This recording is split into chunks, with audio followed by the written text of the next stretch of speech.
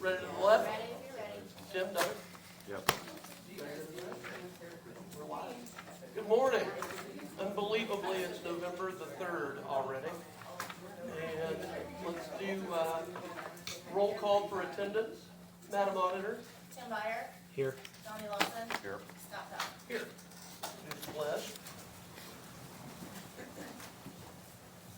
I pledge allegiance to the flag of the United States of America and to the republic for which it stands, one nation, under God, indivisible, with liberty and justice for all.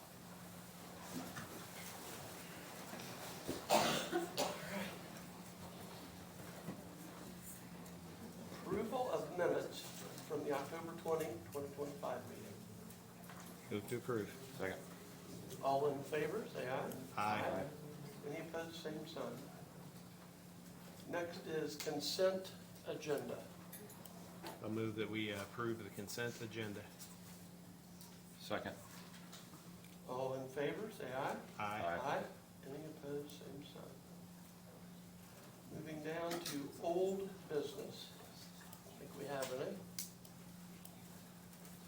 New business, legal issues. There are no maintenance or performance bonds. Okay. Letter B is ordinance 2025-14, an ordinance amending the 47 Commons Planned Unit Development and Planned Unit Development Ordinance. Jake Merritt.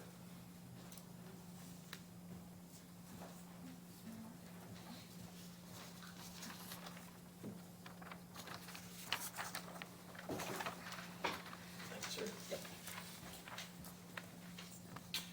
Good morning, I'm Jake Marriott, 900 South State Road 39 in Lebanon. This is just an ordinance to amend our PUD ordinance up at 47 and 65. We swapped some ground, so what this is doing is it's rezoning. So we swapped 20 acres on the east side of our project for 20 acres further south. Kind of helps us square that up. It eliminates us having to use 275, County Road 275. There's also a bridge there. And it keeps all the traffic away from those neighbors that are on County Road 275 as well. So this is just rezoning that south 20 acres into our planned unit development. Thank you. Question, so it shows on here removing 20 acres from the project also. Is that already been done or what?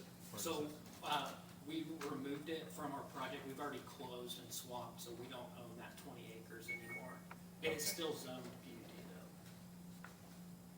though. Okay, And we couldn't rezone it because we didn't control it anymore. gotcha.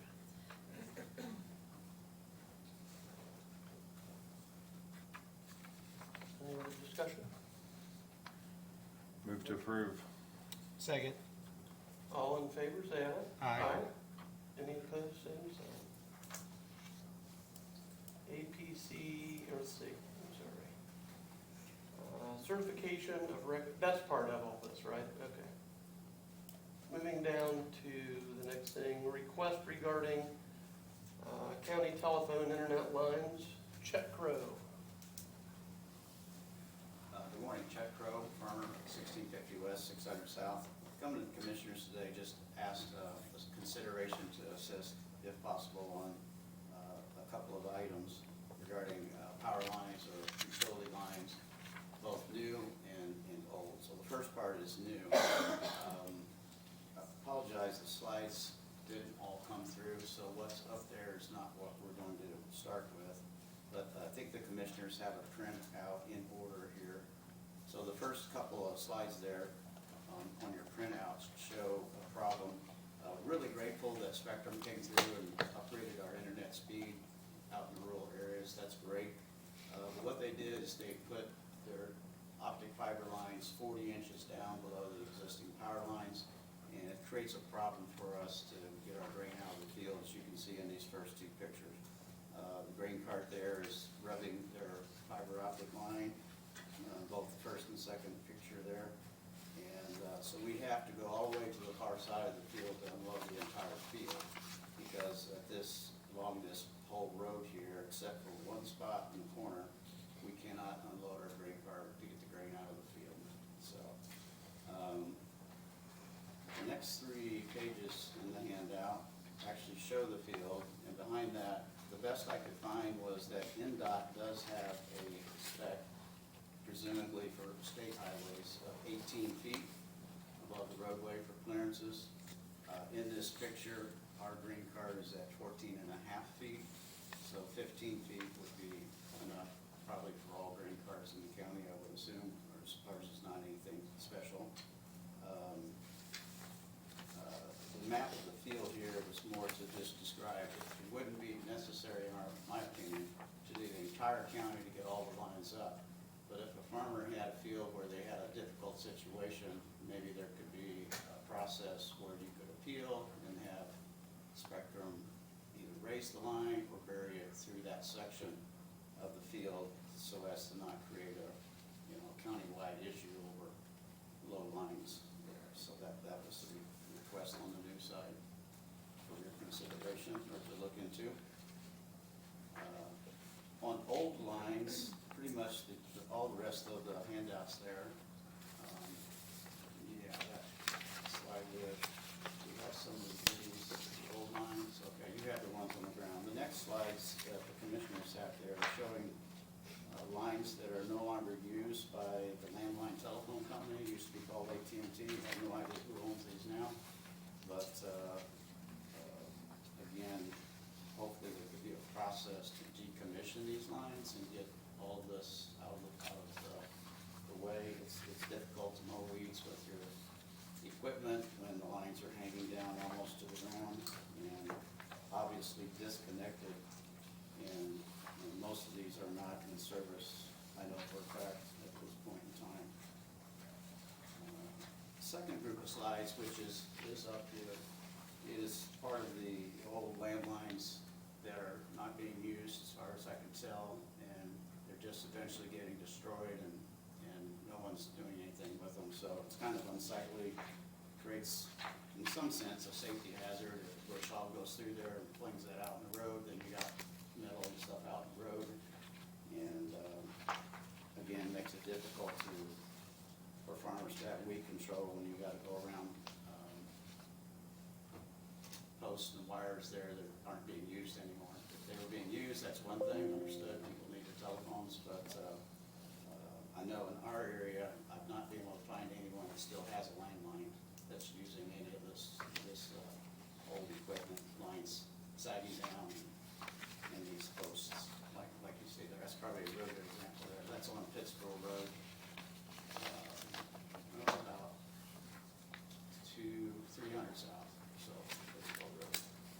So that's it. Nothing urgent. Just ask the commissioners to think about it, maybe see what help could be provided from the county level on these two situations. So in summary, the new lines from Spectrum are quite low in a lot of areas, and then these old AT&T lines, both above ground and on ground. So, thank you for your time. I'm not arguing your point, because some of these were half a mile from my house. I drive by them every day, and that, it is a problem. Question I have, living in the country all my life but not farming, is there a maximum height level on farm equipment? Is there a maximum, like vehicles that go up and down the road? Right. The maximum will be this grain cart. That's why I picked it. It's 14 and a half feet with that pipe stuck in it. Donnie may have better information than me, but I think all of our combines, if anything, there's nothing higher than that grain cart auger hanging out to load onto the roadway. But running down the road, the auger's not gonna be out. Correct. For safety reasons, and Yeah, I'm not it's full. trying to correct you on anything, just make a Yeah, statement right, there. right. And the people don't see that, but in the picture, this is in the field, trying to load onto the road, but the wires are blocking access to load the grain from a grain cart onto the semi, which is on the road. And there is height that, with semis, that you have to stay under 13 and a half feet. I believe that's right. Now, farm equipment, every day it keeps getting bigger and bigger going down the roads. I know RMC sets everything at 18 feet to cross the roads. And also, they require 36 inches to be down from their line that's on there for any of those lines to be there. So that That, So non. from what I understand, they're trying to get those at that 14 and a half to 15 feet. And I see your point on these old ones that are sitting there doing nothing, but Yeah. that's, Well, this one here is under 13 feet. They're the line here, maintaining that distance there, which is, well, if it was 40 inches, then all you're gonna do is raise that up 4 inches, and that's still not gonna clear that. true, solid. I'm stating facts. I talked to RMC about this, about what was, where they had to be, so. This is AES, Oh, well, I'm not, yeah, just for yeah. clarity. I don't want you, well, don't touch a power line. No. The internet line, that's a joke, but no. Right. Is, Nick, are you still here somewhere? Can you add anything to this for us? Can you help us out? Thank you, Chet. Maybe just a little bit, it is a problem. We're constrained by a lot of similar utility issues. At Highway, we're trying to do projects all the time, and getting some of these cable providers to even tell us who owns it can be a problem. We have to accommodate them in a project to relocate them. We have to provide them a location to be. Utilities have a right to be in the right of way. Where we run into challenges with this, we have utility accommodation policy that says everything needs to be 15 feet. The question could be is where's that measured from? 18 feet crossing the road, but 15 feet along the roadway. We're actually more stringent than NDOT. From what I've seen anyway, they could obviously change their policies. But ensuring that the company actually installs them at 15 feet can be a challenge, not knowing the grade of the roadways along each section where they are asking to put in those lines. And then they always give us feedback about the distance they have to be. So they don't own the poles typically, the telecoms don't own the poles. It's the electric companies that typically own the poles. And they're having to get, or they should be getting attachment rights to those poles. And they have to keep a distance depending on what that electricity is that's going through those lines, how far down they have to be. And then if there's one comm, then there could be a distance of separation that they have to be lower than the one above them. And it just keeps bringing it down. So if they get below 15 feet on the plans that we receive, we indicate that they're supposed to be buried. Buried creates its own set of problems. There's only so much space or width from the edge of the road to the back of the right of way. And if there's already other utilities in there, finding space to be. Another problem that we ran into is when there's two different federal programs, the rural broadband and then a BEAD program that provided a lot of funding available for these telecoms to put their fiber optics in the right of way throughout the county where it didn't exist previously. And now we got as many as 5 of them installing at the same time throughout the county, finding where they can all be, and they already have a set amount of money, and then they come and find out that we're going to ask them to bury, or they're going to have to replace REMC's poles, or they're going to have to put their own pole line up. It does start getting very crowded in the right of way. Completely understand the concern of trying to unload those materials. If we could find a way to determine where they could unload, I suppose that could change from farmer's operation to farmer's operation, and the height of them. They could get a new auger cart, or different auger carts could come out next year that are a few inches higher. So we run into these, like, how do we deal with that part of the new installation, and then as well as we don't have so much staff to go follow them around when they are actually putting it in and measuring every single pole and making it get relocated if it doesn't meet our specifications. So some challenges with that. I mean, people as a contract help that would do that level of work. Right now we have construction inspection. The primary focus is crossing the road and where it's being buried in the right of way. Something else we could do, I think maybe in the future, is additional inspection, but that would take additional costs, that the county would incur. If we're going to ask RMC to start relocating poles or adding poles that are taller, that's very expensive. We've talked to them about one road where we need the poles moved. We have to acquire right of way. They said it could cost as much as $300,000 a mile to move the entire line of poles. I realize that's not what's being discussed right now, but it is quite expensive. When you start building new pole lines, is my understanding from the REMC, and the REMC passes all of their expenses on to the user, which is the people that are getting power in the county. So when it comes to the new, or the old lines being in the right of way, we would love for them to not be there. I don't know how we force them to relocate them or remove them. Most of the time they don't even claim ownership of them. I don't know if it's when it gets mowed off and nobody fixes it, is there a way, we would have to do it, or we'd have to contract somebody to do it. It'd just be a cost that the county would incur to make those pedestals go away or to remove the lines that are buried in the right of way. It's definitely a problem. Thanks. Chet, do you have a follow-up? Yes. I want to thank Nick for mentioning that about the burial, and I think for us, it'd just be a selective areas, we're not talking about the whole county. You know, if we could work, maybe I didn't know, to work with Nick, to maybe get a selective area, can it be buried from here to here, then we're good, you know, rather than trying to make a rule across the whole county, just on a case-by-case basis. And how we would go about that, I guess, would be, how do we reach out to everybody? We've got hundreds of these projects going on at the same time. They're completely out of our, not fully out of our control. We do it at the permitting stage. We can say, hey, this needs to be at this location. But identifying those areas, I think, may be helpful, but challenging across the entire county with 700 miles of roadways that we're maintaining, which is about 1,400 miles of side ditch. So it can be quite an operation with these projects that are coming in.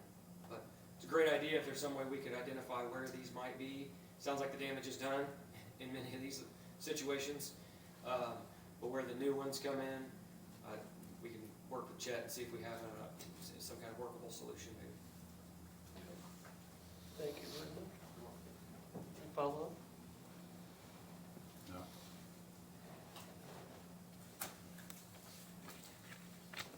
Request for annual downtown Christmas parade event, Kelly Cook.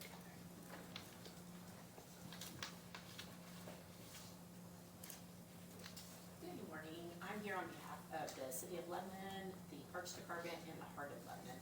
We host our downtown Christmas parade every year on the first Saturday of the month, and we use your rotunda for entertainment while we wait for Santa to arrive in the parade. The event is from 4 to 8, but we ask that we can get into the rotunda at like 3:30 just for setup. So we're just asking for use of your rotunda on December 6th from 3:30 to 8 o'clock. Have you talked to Max or? Yes, I Okay. spoke with So, Max, and I know spoke you, with, you're way ahead of this. I just always ask this Sheriff's question. Department to have security. I think John Copeland and another worker are going to offer their services to have staff here for security. I'll move to approve. Beat me to it. Second. All in favor? Aye? Aye. Any opposed? Same sign. Thank you. All right. Thanks, Kelly. Bye, Kelly. Good job, Kelly. I've added to the agenda in between there, because we have another request at the courthouse to turn it green in honor of the veterans. And so we need to take a look at that and also work with Max on that. But my motion is to approve that and to put the green lights up in honor of the veterans. Second. All in favor, say aye. Aye. Any opposed? Same sign.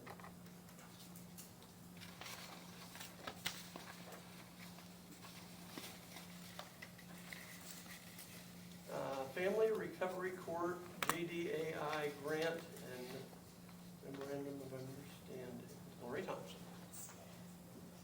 Hi, I'm Lori Thompson. I am here in my capacity as the JDAI coordinator today. As you guys know, JDAI is a state-funded grant opportunity in addition to a lot of other stuff, but I receive grants into the county. We use those grant funds to fund programming. Walter wants to be there for the party. To provide programming for our juveniles to keep them out of the detention center. That's our primary goal, is how to keep kids from being justice involved. So in that capacity, we basically have grantees. I get the money in and I give it out to people to run programming. So what you have in front of me is just the memorandum of understanding for those sub-grantees, and one is a contract because it's a person, not an organization. Trying to think if any of these are new. I think one might be a new MOU, but the others are all organizations we've worked with before.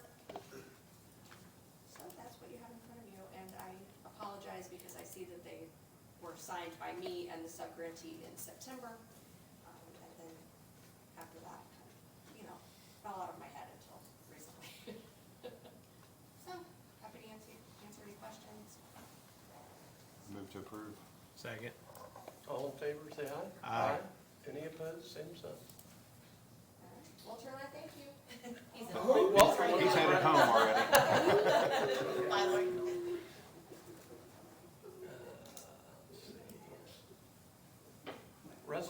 2025-12, resolution of the Boone County Board of Commissioners regarding approval of expansion of the 6547 Economic Development Area and Allocation Area. Bob Clutter. Good morning. Bob Clutter, 117 West Main, here in Lebanon, here on behalf of the Redevelopment Commission. This is kind of a follow-up to Jake's presentation a few minutes ago. As you'll recall, the TIF area up there was expanded by about 85 acres. That happened as they decided to shift the project a little bit west over towards 350, County Road 350 West, keeping traffic off of 275 West. How that process works again is the Redevelopment Commission adopted an amending declaratory resolution that was on August 15th. Area plan approved it on September 3rd. You all approved that expansion on September 15th. I believe that was resolution 2025-10. It then went back to the Redevelopment Commission for a public hearing, which they held on October 17th. At the conclusion of the public hearing, they adopted a confirmatory resolution. So that part of it is complete. State law says that you have to essentially, again, approve the expansion of the area. And that's what this resolution does, is 2025-12, formally approving the expansion of the TIF area. Happy to answer any questions. Yeah, it looks like it already includes the It does. change we just approved. So. Yes, sir, it does.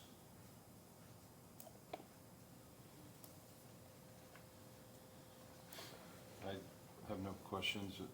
I'll move to approve. Yeah, I just have one. It's just a minor date correction in there. It refers to the confirmatory resolution adopted on December 20th, 2004. So Yes, that was the original confirmatory resolution. 2004 or 2024? Or, I'm sorry, 24. Did you say 2004? Yeah. So I'll make a motion to approve that with that correction. Second. Yes, I apologize. Okay. All in favor, aye? Aye. Any opposed, same sign. You good? Beth, I'll send over corrected for signature. Thank you. Thanks, Bob. You bet. Bridge 61 Memorandum of Understanding, Nick Parr.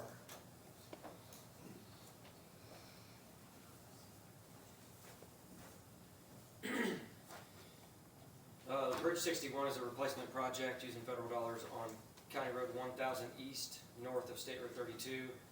We're in the land acquisition phase of the project, and we've worked with the property owners to walk through the steps that we have to in order to acquire the land. One property owner requested that we memorialize our plans and conversations with this MOU, which indicates things that we've already agreed to do and already have designed, but they wanted an additional memorandum of understanding before they would move forward with execution of the acquisition documents. I'll move to approve. Second. All in favor, say aye. Aye. Any opposed, same sign. All right, thanks, Nick. New or amended human resource policies, Lisa Bruder and Amber.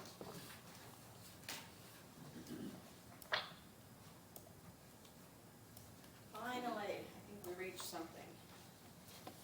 Okay. So all of these were emailed to you guys. You've seen the longevity already and the vacation already. So it's 5%. So the last one that I emailed to you Friday, we have worked endlessly on this. So we have come up with a theory. If we go down to 320 hours for 40-hour week, or 35 hours for the, or 35-hour weeks, the 2 80 hours, it makes everyone at 8 weeks. So we talked to Nick, we talked to as many people as we could get involved in this. There would be a payout, we would take everybody down do the 8 weeks, we would pay them out at what we agreed upon. The payout would be 5% per year. So the email that I sent gave an example. If Bobby worked here, I assume you guys are looking at that, or do you want me to give the example? We have it in front of us. Okay. And that pretty much covers ours. So longevity would be $2,000 after 20 years. There's no hold in, so they couldn't have left and it came back, left and came back. And the involuntary separation, I mean, they couldn't be fired or any of that, so that's the payout that became this. Now, this has already, so as it stands right now, this is everyone but the courts and the sheriff's office getting on board. The sheriff's office is And they're working. anticipating working on it. They've just got a little bit longer to go as their policy is pretty different than ours. Yes. As co-chair, I do want to mention though that this was brought to the compensation committee from the commissioners. What they brought to the compensation committee as their recommendation was not favorable to the compensation committee. So we came back to them with 3 other options, and this B, option B with what Lisa explained is the recommendation we are giving to the commissioners. This was not something that the compensation committee took upon themselves to just change. It was asked by the commissioners to do this. And this is something that everyone on the compensation committee will agree that they not only thought about it as like the department head or, well, the elected officials, the taxpayer, we took it in view of taxpayers, we took it in view as employees, we took it in view as people that will be coming in to take over these, like, how are we gonna leave these people hanging, like if we keep different things. So that is where we stand. So I don't know if you guys want to break them down and do a motion to agree upon. I would like to do one motion for all of them. I'm not sure we're ready for that today, but I do have a question on I think the years of service and the holiday are probably pretty good. On the years of service, I do have one question. On 20 years of service, employees will receive a one-time bonus of $2,000. So what if somebody already has 20 years of service? So anywhere from 20 to, I think 38 is our top. This time, we're talking like 8 people. Okay, so it includes They'll get anybody paid. more Yes. than 20 or more at Yes. one time? Yes. Okay. Yeah, so the holiday policy, my original thought with changing this was that, or my original suggestion was that we move towards the state holiday schedule and then increase kind of the accrual rates on vacation. What your committee has kind of brought feedback on is that you guys would like more holidays instead of more vacation, which is fine, I think. If it's accomplishing kind of the same goal. I still have concerns, and I've received some concerns about the PTO policy. From a budgeting standpoint, the PTO currently with 12 weeks is a lot if a department loses a person. Right. That's kind of the concern from the committee. Correct. So I'm not so concerned about cutting the bank down from the 12 weeks. But what I would like to see is that the payout, I suggested 3 weeks, whether that's 3 or 4 weeks, and then whether you have a step down potentially for if somebody's potentially going to plan on retiring in the next year. Maybe there's some kind of step down schedule that accommodates those people. Yeah. But I've heard enough concerns about keeping the 12-week, the ability to accrue 12 weeks, that I'm not sure we want to cut that down. So, I was also told that the committee is apparently was gonna schedule another meeting. Somebody had told me that. I don't know if that's true or We not. had one We Friday. had one Friday. Right, but I was told by somebody that Our there was supposed to goal- be another meeting. No. Okay. Our goal is to eventually, like, for it to be something that we keep on the books at some point and go from 8 to 6. But it's an adjustment. This whole, oh my gosh, our PT, this has been said, it's coming for years. Right. Like, we're not gonna appease everyone, but we're gonna appease, I mean, it has to come. You have to look at both ways, like, Nick Parr has someone that's there, that's very valuable. If he walked out the door, if he gave us 2 weeks at this stage, we would pay him out 12 weeks. So he's gonna go into the winter months with nothing, with one, I mean, that's a long time. So, And that's just unrealistic. so I guess what I would like to see, we have a years of service policy in front of us. We have a holiday policy in front of us. We have the email that we got Friday with, the idea on the PTO policy, but we don't have the policy in front of us. So I guess what I would like to see is a PTO policy, put together, whatever it is, and then we get some feedback on it. And, because I think As co-chair, I'm gonna step in and say, then at that point, just take it out to the employees and let them decide, because we're not gonna make 100% of these people happy.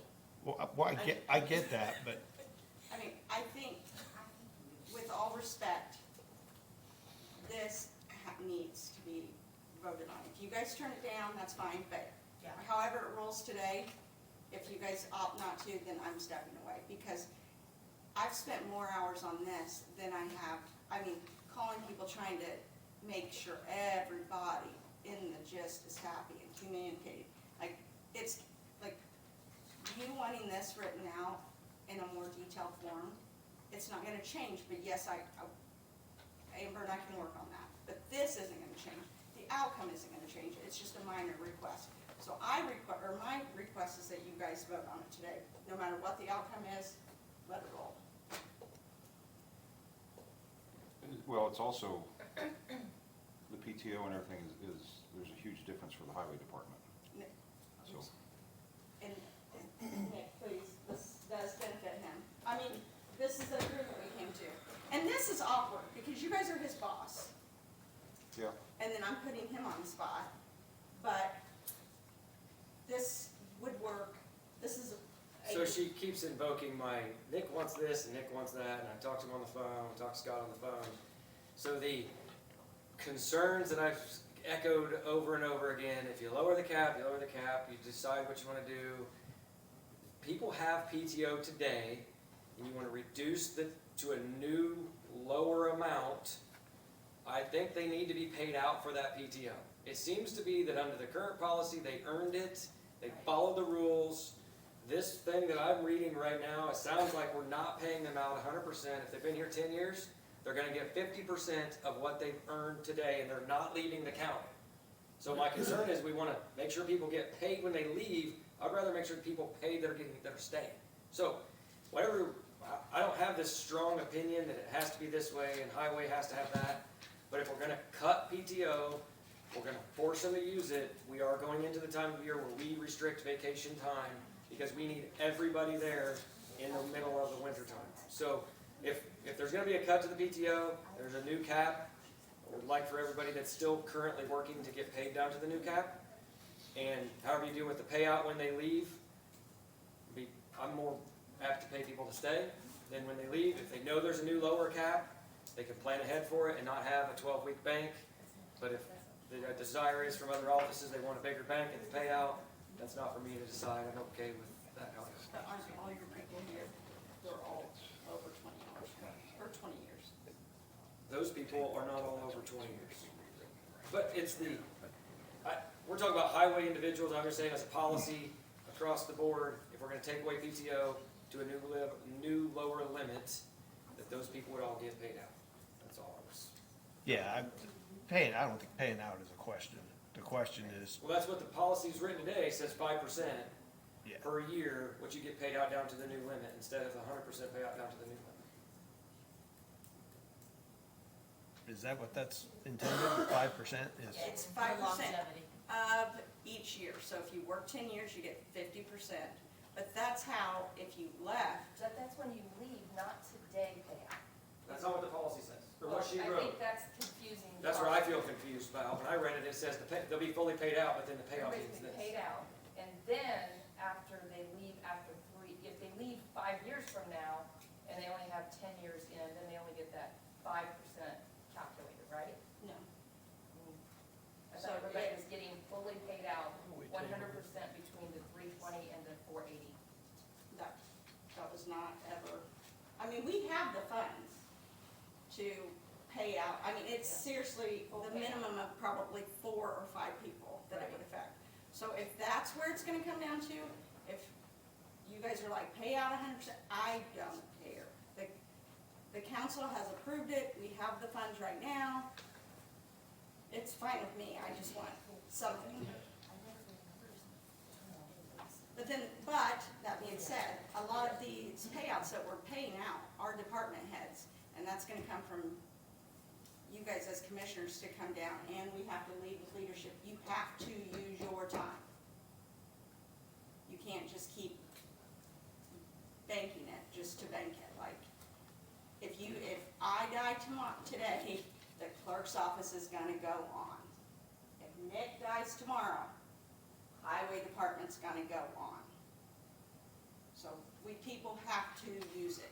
It's a mental break, we need it, and then it's also, shows it's what's best, as far as the financial situation too. Debbie, you sound like you want to make a comment. I'll ask a question since it's a. Wait, I have a question too. Okay. Mine's about years of service. Is that okay? I just want to make sure logistically because I don't think it says it in the policy, and I do think about like, if the policy changes in 5 years and none of us are here in 5 years, or it gets interpreted in 5 years, but none of us are here in 5 years. It's a one-time, it's supposed to be a one-time, okay. Do you mind if I add that No, to this? please do. And do you want to include when it will be paid? Like, is it the first or second payment in January? Yes, second pay in Okay, January. I'd like to add Of that. the following, yeah, so if your I 20 hit years 20. is today, you won't get paid till January Yes, of 26, correct? yes. I just want to make sure, it feels like that should be in here somewhere, and it's one time, so Yes. that I don't, It is. if she's gone and I hit it at 20, and then I come back, I'm retiring at 27 years, and I'm like, but I get $2,000 more dollars. No, you get it. It's a Okay, one time. I'd like to add that. It One does, time, it does say once one time, it just I says didn't- 20 years of service, Yeah. so. So, Yeah. That's why 26 is a bigger payout. The following year, I think there's maybe 1 or 2 Yes. people that even hit that 20 Yeah. year mark. Okay. so, and a lot of this overtime funding and stuff like that, it is in encumbrances, is in, I don't know. I mean, I think everybody has a little bit in their line items to pitch in. I mean, I think our ultimate goal is we're trying to start planning for the future, and we're trying to implement policies for the future. I mean, I want that next clerk to know, okay, you have X, Y, and Z people that you need to plan ahead, because if they leave, they're at the 8-week mark or whatever, or the scenario. And we also took in consideration that the 8 weeks, long-term kicks in at 9, is that correct? Long-term kicks in at the 91st day, which is why we have 12 weeks in a bank. Is because if employees cannot afford short-term disability, having 12 weeks in their bank gets them through with a paycheck. If we cut that down, there's going to be employees who are going to have a lapse of a paycheck. So if we're really thinking about our employees, what would be best? Leaving the 12 weeks and cutting the provision of when they leave? PTO is not a retirement benefit. PTO is a working benefit. Should be used while you're working. Should not reward somebody for leaving the county. So then maybe you go back to the old system where you don't earn it as an employee. Right now, our employees aren't earning their PTO. They have a right to that as they want to take it. They're earning it each pay. Every day they're here, they're earning PTO. If you want to consider them and it's your PTO money, then go back to the original way it was 5 years ago, when you got a lump sum up front, and if you left during the year, you had to pay it back if you used it all. I don't know. It's their time. They're earning it. Yeah, it's deferred compensation. Yes. We have to do something. It's deferred compensation legally. I have to do something with it. There's several ways to say that. Debbie, on your Boone County reporter, I think that you may have, if you stated this, I apologize. But all time accumulated, if I'm correct, is based. I think everyone else out here had something to say. Got really loud when I stepped in. They probably don't want me to talk. I get it. Am I correct that all time that has been calculated and accumulated is based from their full-time employment? If they work part-time, that doesn't count? That is correct. Good. Now, and I want to say my office is the perfect example of why this is a good idea. I had an employee that left not long ago. Did she have 4 months or 5 months or more? Or more. Because I couldn't get that person to take vacation. This would say, if you don't take it, use it or lose it type thing. The most you can accumulate. But literally, she did not want to go, so when she left, her payout was, because we didn't have a policy. So please know that this is not a bad idea. There's just, I don't know why, some people that just want to be here every day, all day, for the rest of their lives. And so I like the dedication, but it's a lot of money. So I just want to let you know, I ran into that with my employee and with my budget, so thank you. So. Okay.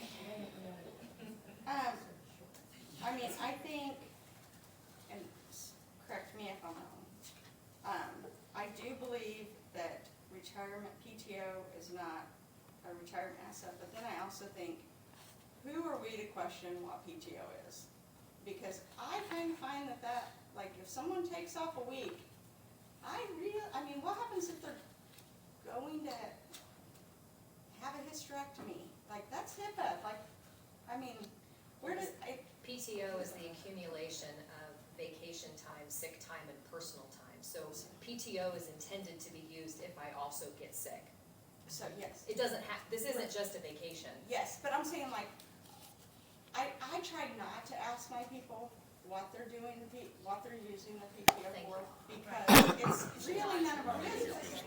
Yep, It's you're really right. none of my business. But Like, it's if you still wanna supposed to be share it- used before it, I mean, the theory of it is work-life balance, right? It's Right. supposed to be used, it's not supposed to be an added form of a 401K. Right. Or PERF. You're supposed to use it before you leave. And I do feel like we are entering the wave of, like, a lot of, like, Debbie O's are hitting that age where they're leaving. Not today. I'm just teasing, but I feel like we are in that transition period of, there's younger people coming in, and, I mean, 10 years ago when I came in here, I don't think that the average person was under, I mean, I was the youngest one by 15, 20 years. I mean, it was, you could name, so, I mean, I'm just saying that I feel like we're going through that wave where there's gonna be younger ones, so maybe it's, you know, we start retraining their brain to use it, because we train their brain, say. You know, the world's different, you can work from home now, you can adjust things a little. So, I think we need to go with that, so that's not all I have to say about it, I'm sure, but still gonna go back with the vote. Any other discussion? Well, I think it's really important for legal counsel to add these extra things into it, and I think that there may be one or two others as we move along. So I don't think it's going to be the end of the world if we don't pass this today, but we take care of it at our next meeting. Can I As the also, auditor, I'm asking that can we at least So- pass the holiday schedule so that I? I'm not talking about holiday schedule at all. I'm talking about Okay, this okay. right here. PTO. PTO. I am not, So can I we got this pass on it? Friday, and I'm not ready for this. So I'm not gonna read it over the weekend and make all my decisions today on this. This is something because of things that you're adding to it that need to be added, and so I think it needs to be tabled until the next meeting. What's your concern over the holiday policy passing today? All of my calendars, payroll, claims, prepaid, every calendar that I submit to all other departments is around the holiday and the commissioner meeting schedule, and I usually have that out by now, so. And the court's calendar? I'm starting to panic that we're headed into the second meeting of November and still We don't still have don't- anything. I mean, I understand your point on that. Yep. yeah.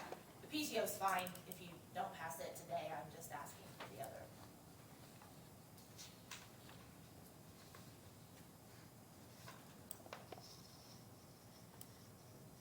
So can we break it up and just vote holiday and then longevity, pass those two, if you guys don't have any issues, and then the PTO? So we're agreeing to table the PTO policy. Is that done? Have we- I will make that motion. Scott, Second. you wanna- All in favor, say aye. Aye. Okay. Years of service policy. I think we should table that also because we were talking about some, I think generally speaking, we're okay, but there's some minor tweaks that are needed on that, so. What are the minor tweaks? Just What the I like, mentioned, yeah. just making sure that language is clear. That's my fault. Is that your motion? So I'll make a motion, we table that. Second. Okay, all in favor, say aye. Aye. Okay, that brings us to holiday policy.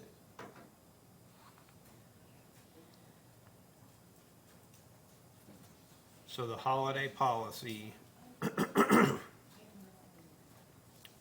Currently, how many holidays do we have this year?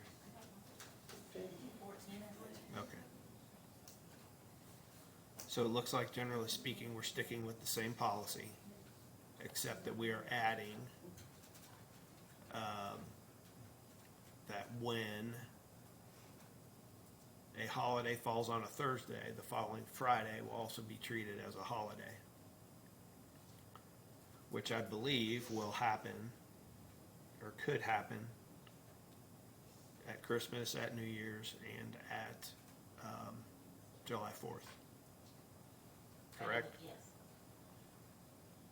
And that could, and it Be- happened in 25 for 2 of the holidays, so you're looking at another, what, 6, 7 years before it happens Before it again. happens. Well, it's Christmas this year, Yes, Which they approved. and, Which- and they've already approved. and that was a separate thing. So the only one next year that would happen would be New Year's.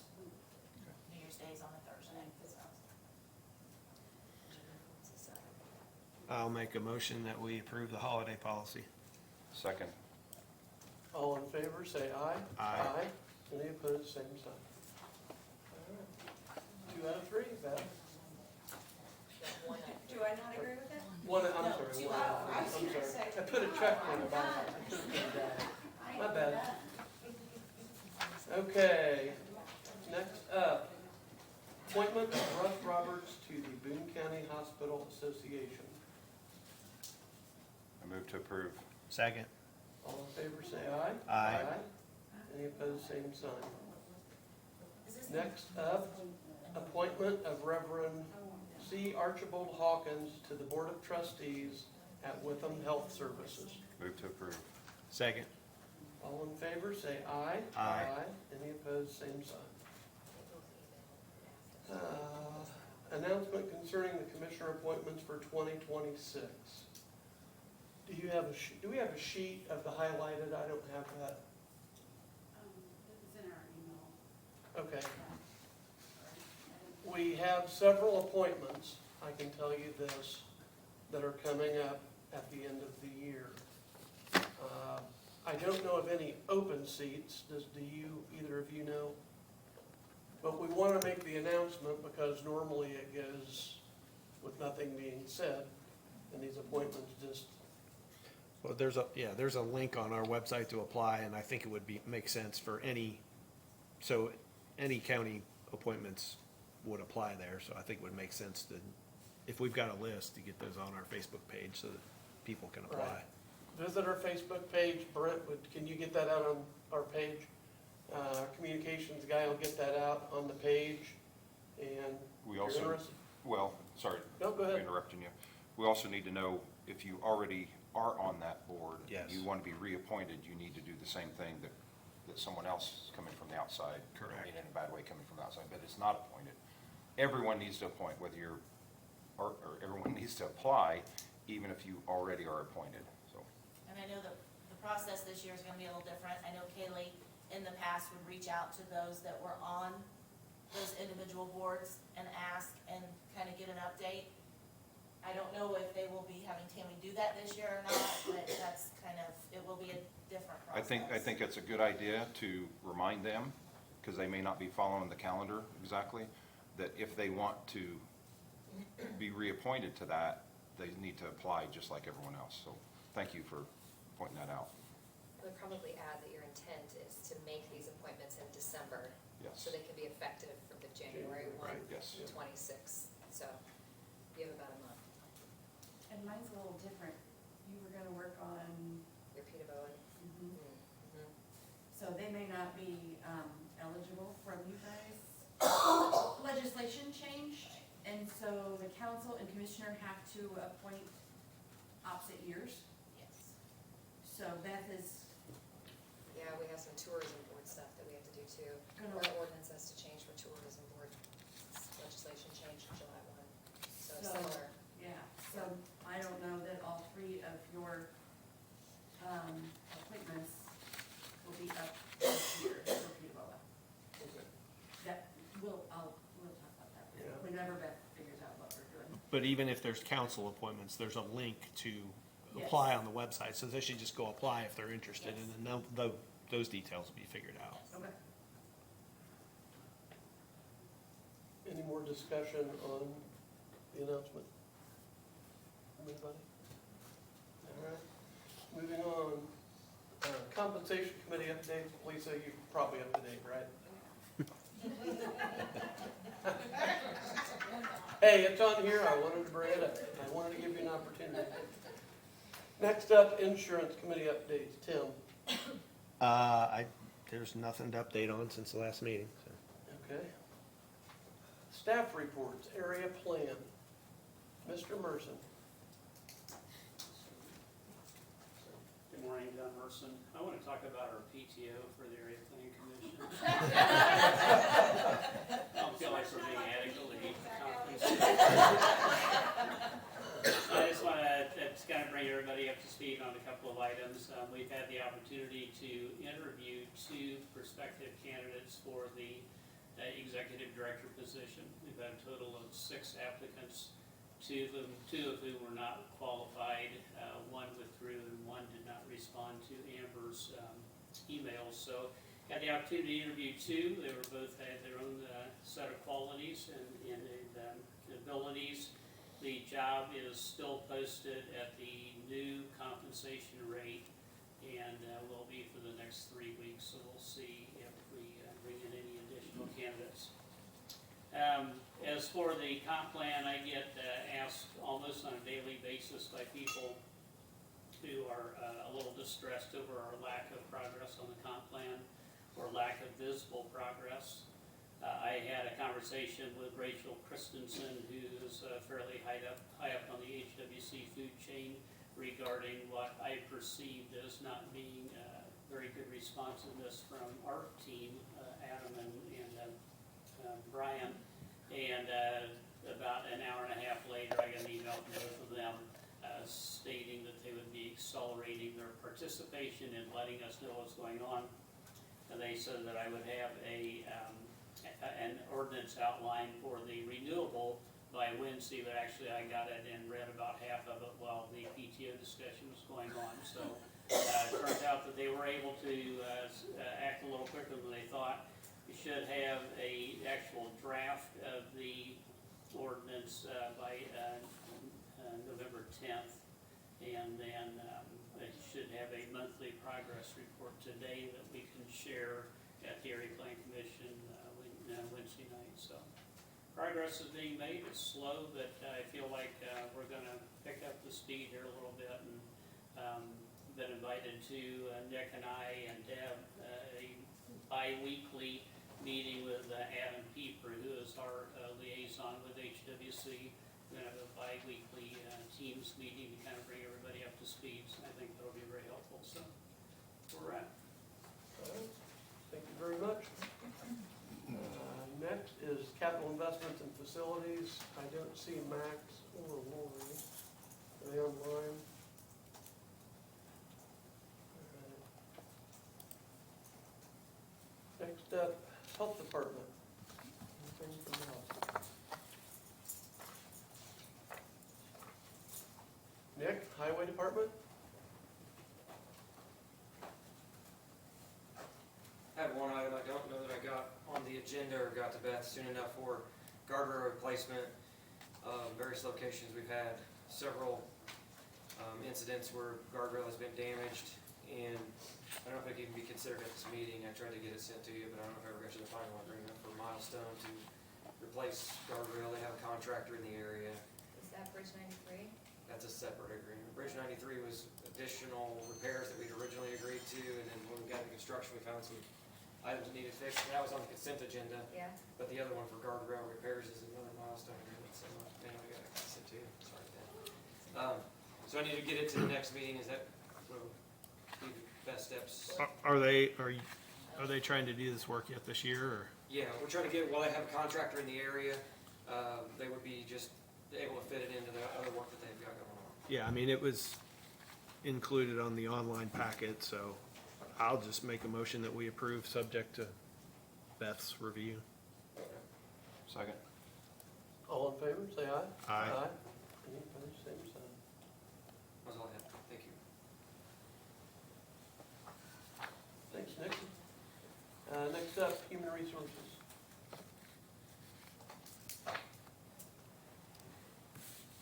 Just a reminder that we have 1 week left of open enrollment, so if you have any changes that you need to make, please go and do so. And if you have any questions, let me. Okay, thanks. IT support.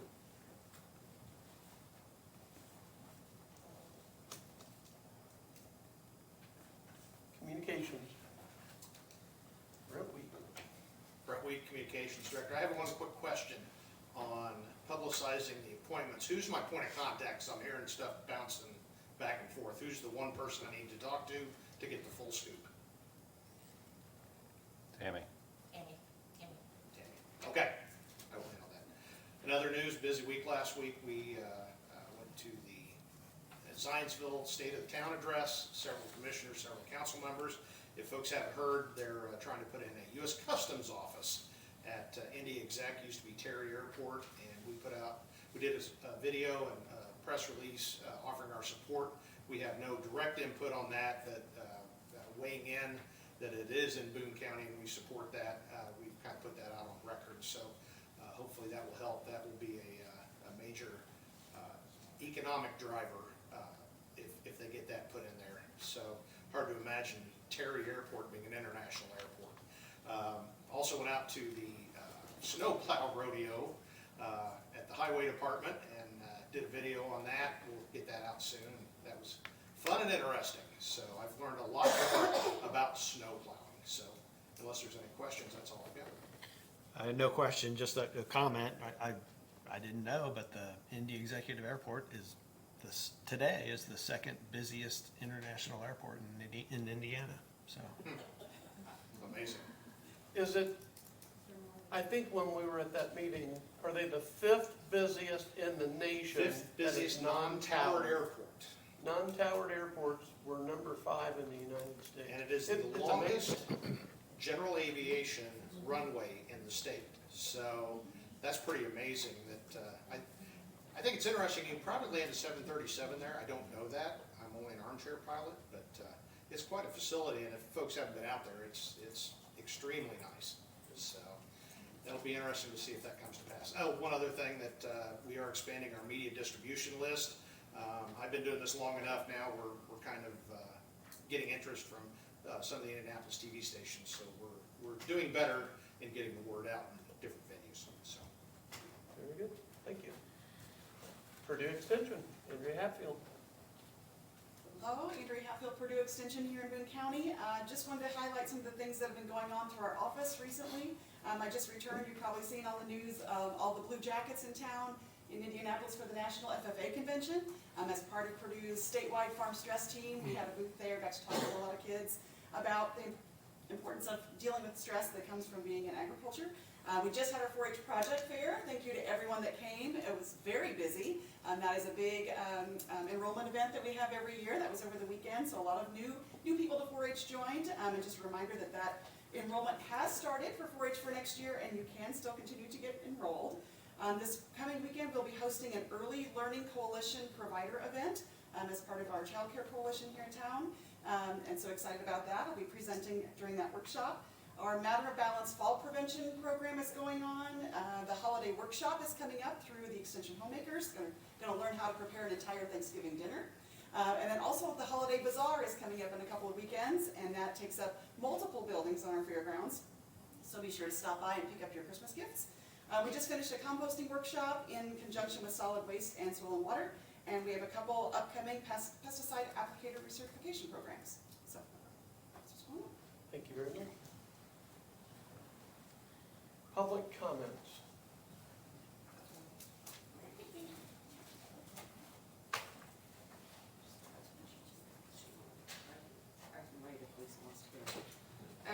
Good morning, Commissioners. Good morning. Jody Stewart. I just want to. What's your address? I'm sorry, Jody. What's my Your address? address? Lebanon, Indiana. I want to come up here and just address this with you guys because it's not in your jurisdiction any longer. However, I did attend the utility board meeting last week. We have some wells. We have approximately 5 wells that the city went to the Board of Health and asked for permission to be able to drill some wells on the Domino site. The drilling of wells is against city ordinance, and I'm a little concerned because these wells sit adjacent to my property. They have been allowed to drill 5 wells in the Orla Domino site, the meta site that's going in out there. And these wells are not going to be metered. I know there's a lot of county people right now that are very concerned with this.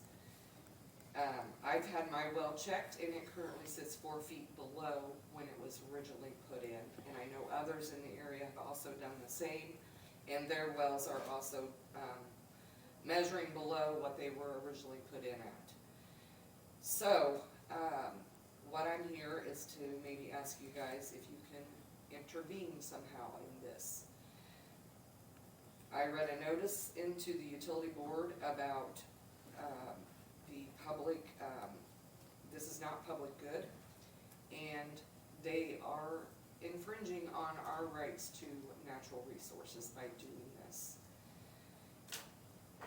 We've also had a community member that noticed that there was something going on at 350 West, and this would be where the old sod farm sat.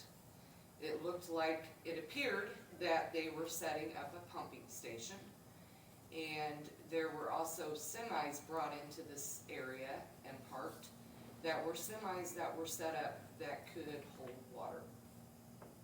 Now, this is a crime. This is a grand theft crime when you're attempting to steal water. And that's certainly what it appears to be happening. The person took photos. Those photos were sent to the sheriff's department. So, Mr. Beard, could you please make sure that those come through? They were sent yesterday. Okay. They clearly show the company that is doing this. So I certainly hope that you guys look into this. This is a theft, and it is according to IC code 35415-1. And that code states Your 3 minutes are up. that code states that, Can you ask her to step away, please? Your 3 minutes are up. does anybody else care to hear what I'm continuing to say, my commissioners? What's the code? The code is 35415-1. and this is a punishable crime, whether it is intended or if it has actually occurred. 3541 what? -5-1, that's an Indiana code. So I just wanted to make you aware of what's happening out in our area. I know it's not your jurisdiction, but I would certainly like for any of the commissioners to step up and help us out. Thank you very much. Any other public comment?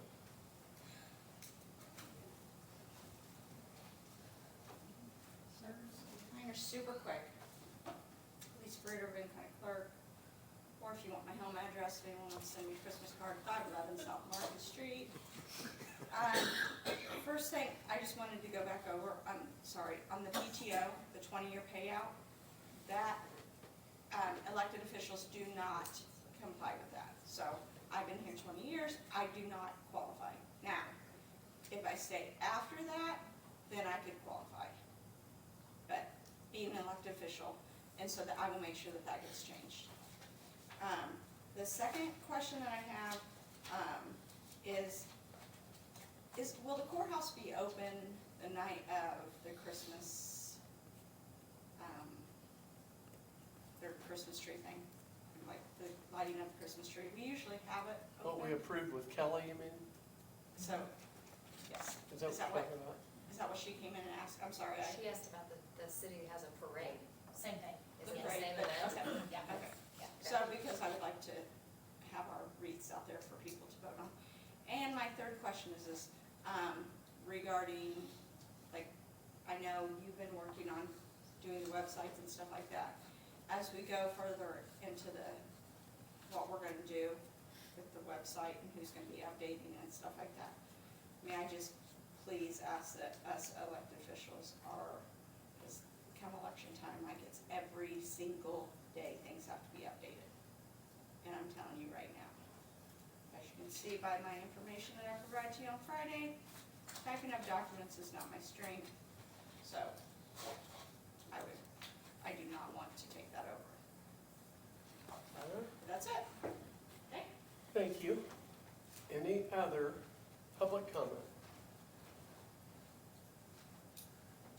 John Hume, 11782 West, 500 South. I just witnessed what I feel like is a strong arm tactic on speakers and how long they can speak and address the commissioners, so I don't appreciate that. Well, public comment, we've set standards at 3 minutes. They vary depending on the board, and that's what we've decided on. Thank you for your comment. Any other public comment? Okay. Approval of claims. I'll move to approve claims. Second. All in favor, say aye. Aye. Any opposed, same sign. Any commissioner comments? Yeah. Is it possible to make that a little bigger?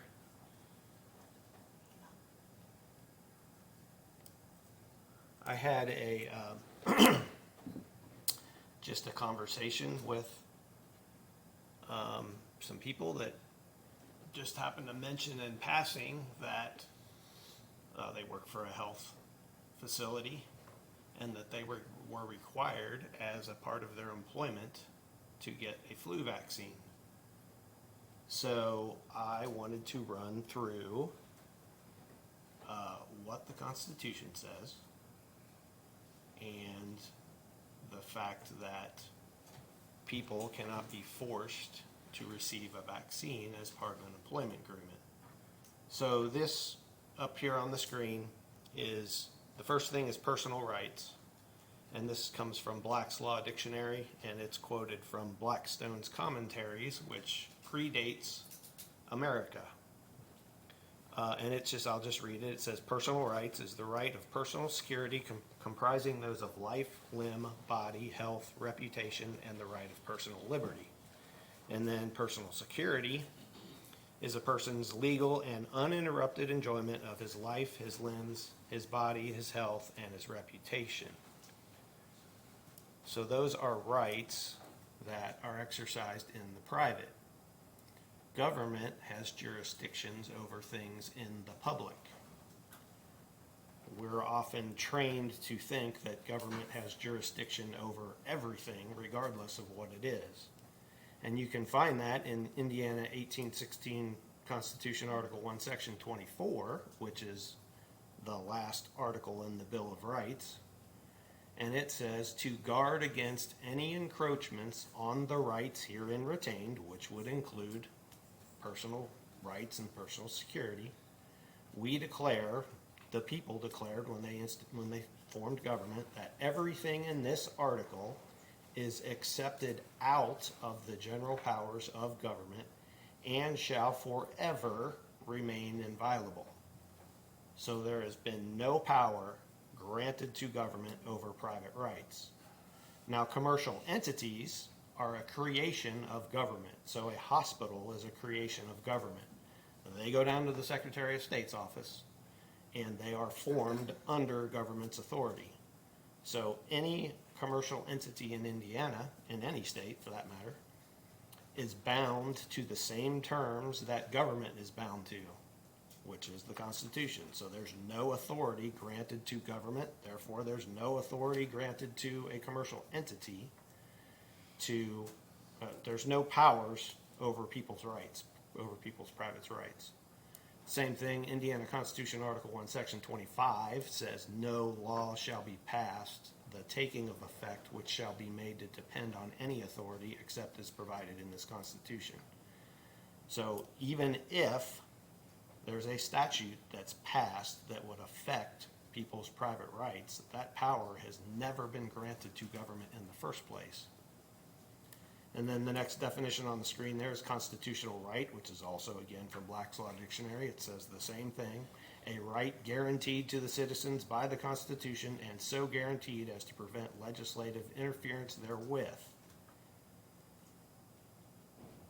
And then right below that is a maxim of law. So maxims of law predate America. Our constitutions are based on maxims. Our founders often referred to maxims when they created the constitutions.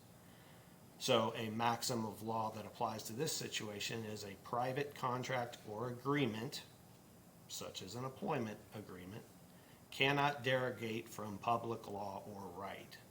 So an employer cannot require you to do something that affects your private health, because that's a private use. It's not in the public.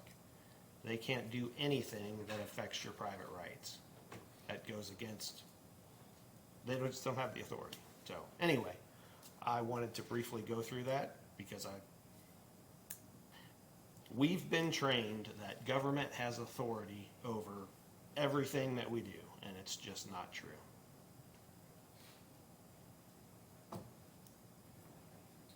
Any other comment?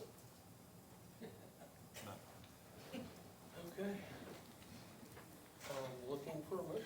Move to adjourn. Second. All in favor? Aye. Any opposed? Thank you all very much, appreciate it.